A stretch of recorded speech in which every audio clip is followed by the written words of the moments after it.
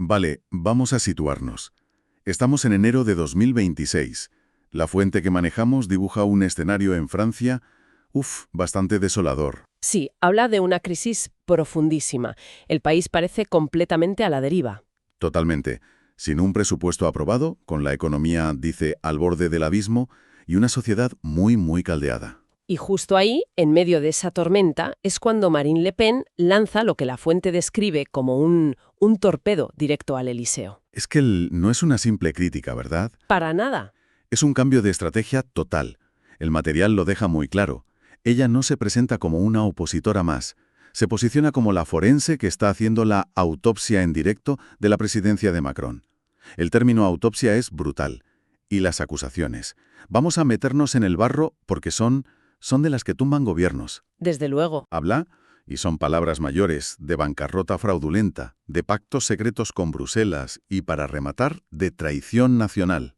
Lo fascinante es cómo algo que debería ser un debate técnico muy árido sobre el déficit y los presupuestos. Sí, sobre decimales. Exacto, sobre decimales, de repente se convierte en un juicio sobre la lealtad del jefe de Estado.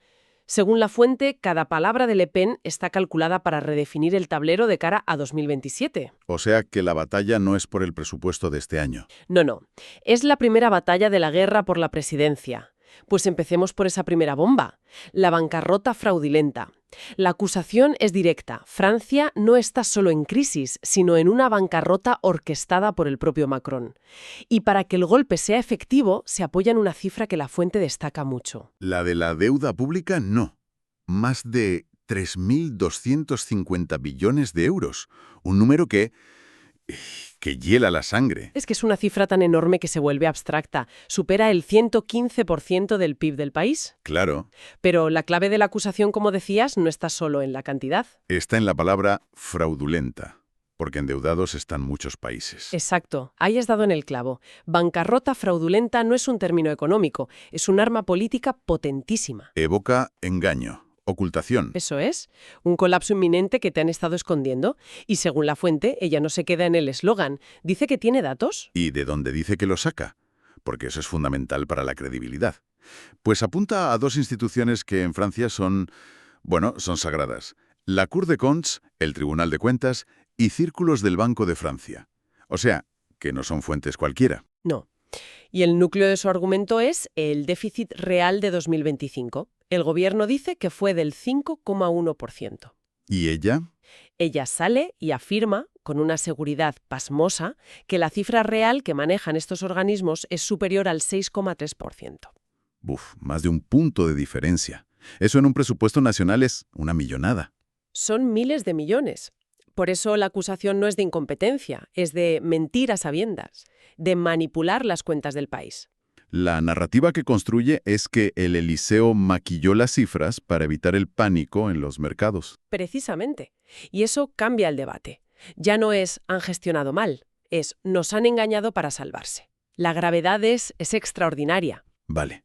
Si ocultar cifras ya es grave, lo que viene después es casi de película de conspiración, ¿no? Sí, aquí la acusación sube de nivel.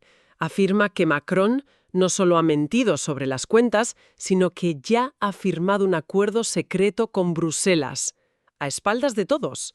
La fuente lo llama un protocolo de puesta bajo vigilancia. Que, en la práctica, es como decir que Francia ya ha sido intervenida por la Unión Europea, pero que aún no se lo han comunicado a la población. Y que ese pacto implicaría una cura de austeridad brutal a partir de otoño de 2026. Exacto. Pero un momento, ¿de verdad se podrían plantear medidas tan impopulares justo antes de un año electoral? Parece un suicidio político, la verdad. Ahí está la malicia de la acusación. El plan, según Le Pen, no es anunciarlo, sino aplicarlo por la vía de los hechos. Y da detalles muy concretos. A ver. Habla de una subida masiva del IVA. Y de una congelación definitiva de las pensiones de jubilación. Vaya tela. Tocar las pensiones en Francia. Eso es como jugar con fuego. Y añade otra cosa. Una privatización encubierta de partes del sistema hospitalario. ¿Y cómo remata la historia para que sea creíble? Pues conectando todo esto con los supuestos vínculos de asesores del Elíseo con grandes fondos de inversión. La fuente dice que menciona explícitamente a BlackRock. Con lo cual, el relato que construye es: no están intentando salvar el país, están vendiéndolo por piezas a sus amigos. Exactamente. La insinuación es potentísima. Transforma un plan de ajuste, que podría ser discutible, en un desmantelamiento por partes para pagar a los acreedores. Es una imagen demoledora. Macron no como el piloto, sino como alguien que vende los motores del avión en pleno vuelo. Y mientras le dice a los pasajeros que todo va bien, Esto nos lleva de vuelta a ese cambio de lenguaje. Le Pen ya no habla desde la oposición. No se posiciona como la liquidadora del macronismo.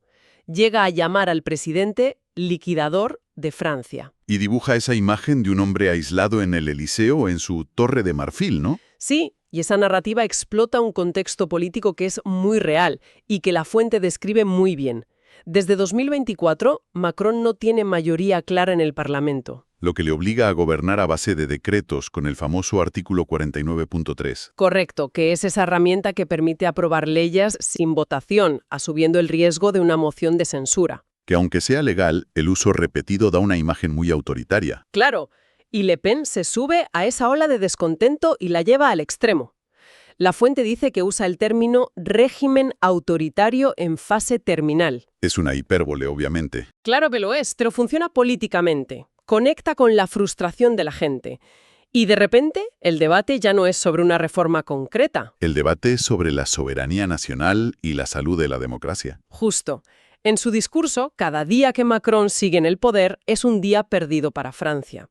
Es un marco narrativo increíblemente eficaz. Y ese marco es perfecto para la acusación final, que es quizá la más emocional, la de vender las joyas de la corona. Sí, la industrial y la militar. La Fuente recoge una frase que es brillante retóricamente. ¿Cuál? No se rearma una nación vendiendo sus fábricas y matando de hambre a sus ciudadanos. Ojo, qué buena.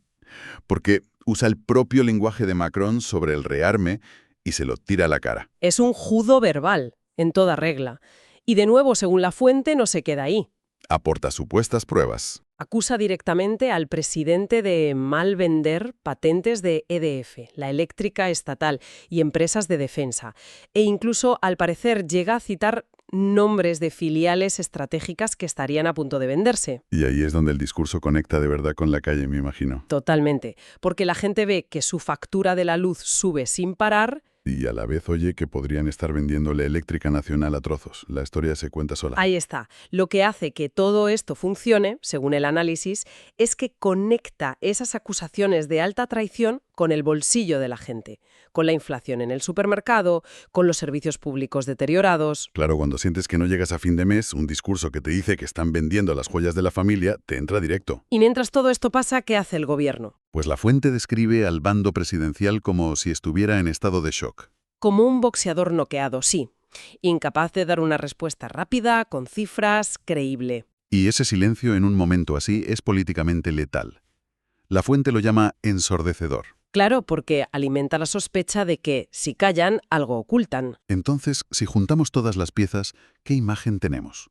La de una Francia en una encrucijada. Por un lado, un poder que parece agotado, asfixiado por la deuda, sin mayoría parlamentaria. Y por otro, una oposición que no solo se siente legitimada para gobernar, sino que actúa como si ya estuviera preparando la toma de control de un país en quiebra. La descripción es la de un sistema que podría estar descomponiéndose en directo, un fin de reinado que se presenta caótico y muy peligroso, lo que nos lleva a la pregunta del millón que plantea la propia Fuente. ¿Puede Emmanuel Macron aguantar en el poder hasta 2027 o estamos viendo el desmoronamiento de su presidencia en tiempo real? La Fuente usa una metáfora muy potente, Francia como un barril de pólvora. Estas acusaciones han llevado el debate a un nivel de confrontación casi existencial. Ya no es política, es casi una cuestión de supervivencia del sistema. Exacto. Pero si me permites, creo que más allá del resultado, de si Macron aguanta o no, la pregunta que queda flotando es más profunda. Adelante. ¿Cómo se reconstruye la confianza en las instituciones cuando el debate público llega a este punto de ruptura? Cuando ya no se habla de gestión o políticas públicas, sino de bancarrota fraudulenta y alta traición económica.